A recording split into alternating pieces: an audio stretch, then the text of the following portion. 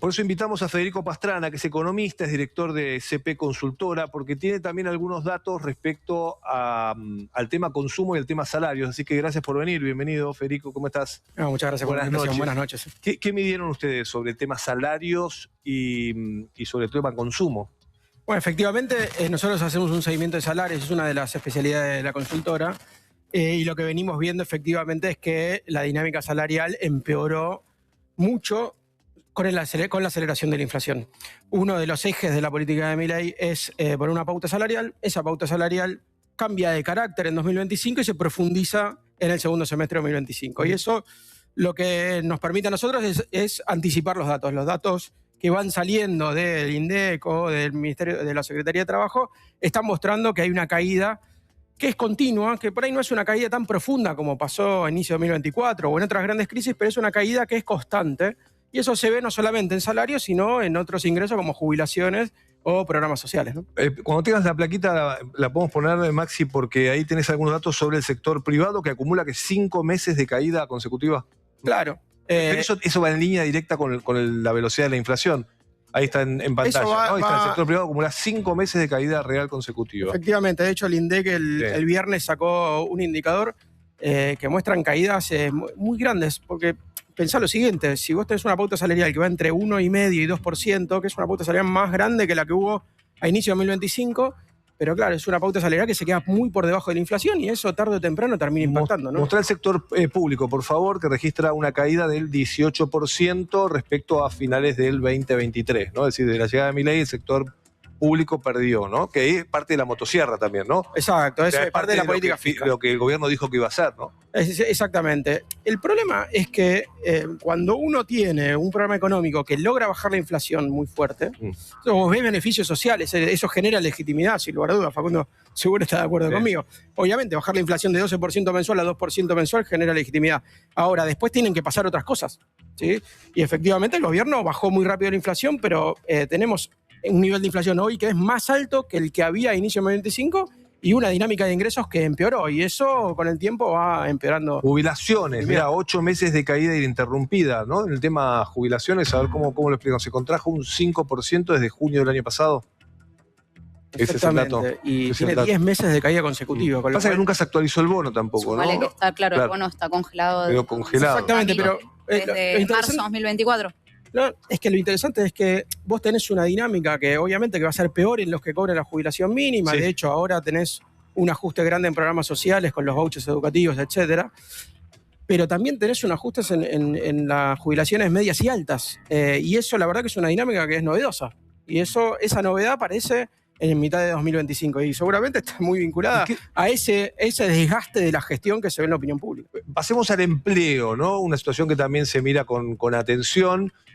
Ojo que en el gobierno también están las alertas, no es que lo estamos contando nosotros, en el gobierno están todas las alertas encendidas, más allá del optimismo que le pone Caputo, que dice los próximos 18 meses van a ser los mejores en décadas para la Argentina. Era inesperado esta suba de inflación al 3,4, ¿no? Ahora vendrán buenas noticias para el mes próximo, no sé si en abril seguramente va a dar, ¿no? 2,9, 2,8, veremos, pero era inesperado para el gobierno no poder controlar la inflación desde mayo del año pasado hasta este mes, ¿no? Es decir, de mayo a marzo por lo menos no logró un control, la inflación fue subiendo.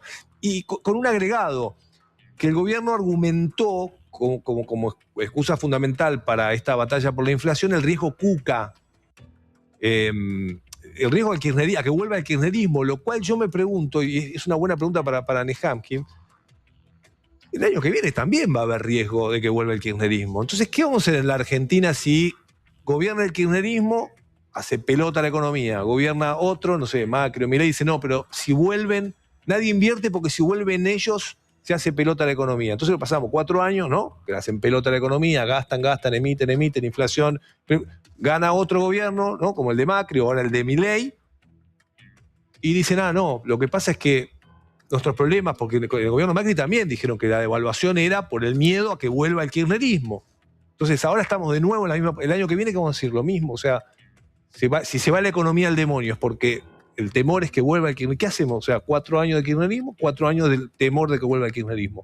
4 años de kirchnerismo, 4 años temor de que vuelva el kirchnerismo. Y la economía no cambia nunca, digo, estamos siempre en el mismo lugar. Tu argumento es como demasiado contundente. A ver, a mí me da la sensación, primero que vivimos en un régimen democrático, por lo tanto, siempre hay la posibilidad de que venga a gobernar alguien que no te gusta. Pero tenés que hacer las cosas sabiendo que eso puede existir. Eso puede Y existir. tenés que convencer a la gente y a los mercados de que vas por el camino Igual, correcto. Argentina tiene un problema adicional, que es un poco más complejo, entre los cuales está la posibilidad de que vuelva el peronismo al poder, pero que es un poco más complejo que eso, que es que no logra resolver la secuencia entre estabilización e inclusión, ¿no?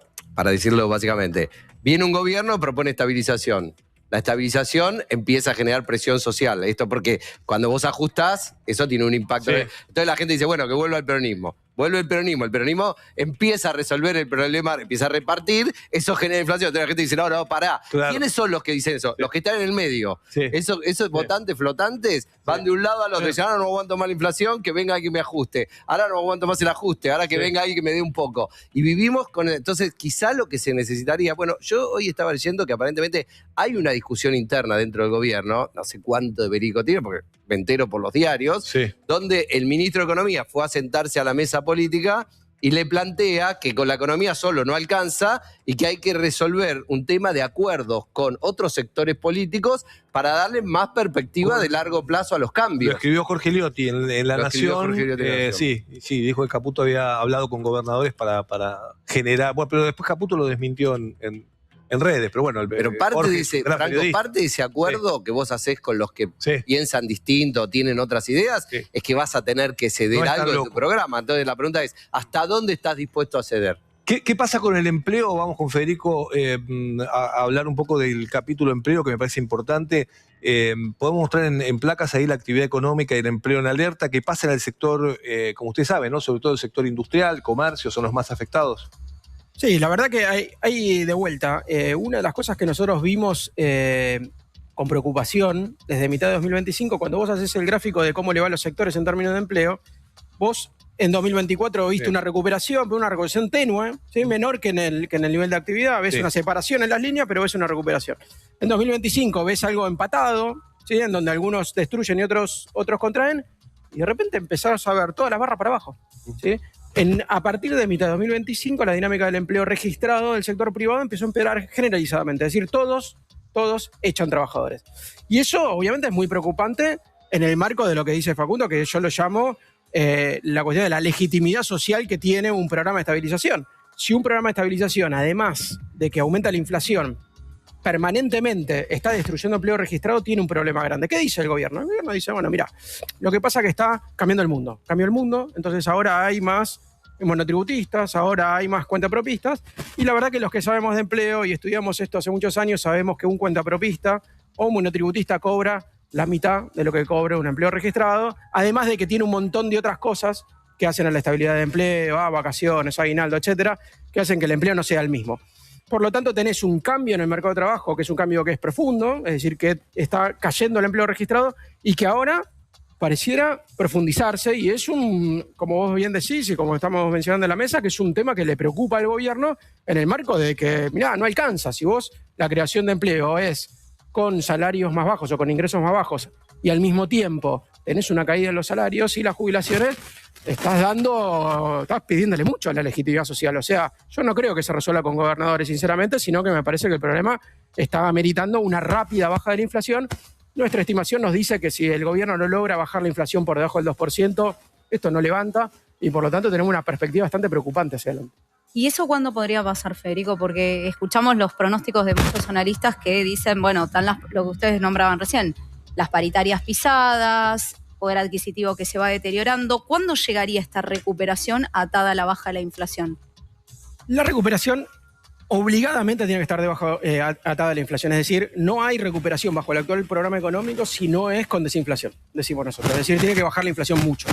Entonces, ¿por qué? Bueno, porque lo que está pasando justamente, si vos haces que las paritarias vayan entre 1,5 y 2, que las jubilaciones no aumenten, que los programas sociales desciendan, tenés una política fiscal que tiene un compromiso fuerte con el superávit, lo que arma el gobierno es apuntar todo a que baje la inflación.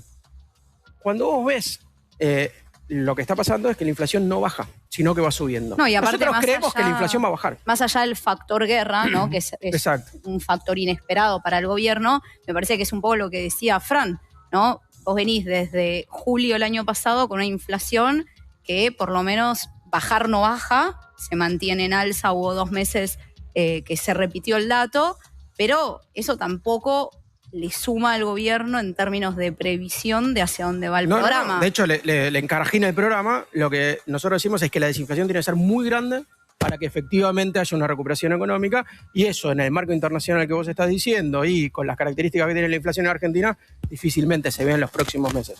Gracias, Federico Pastrana, gracias por haber venido, No, por acompañarnos. Gracias, Nehamkin, tanto Placer. tiempo que no venías. Placer. Bueno, un placer tenerte con nosotros. Bueno.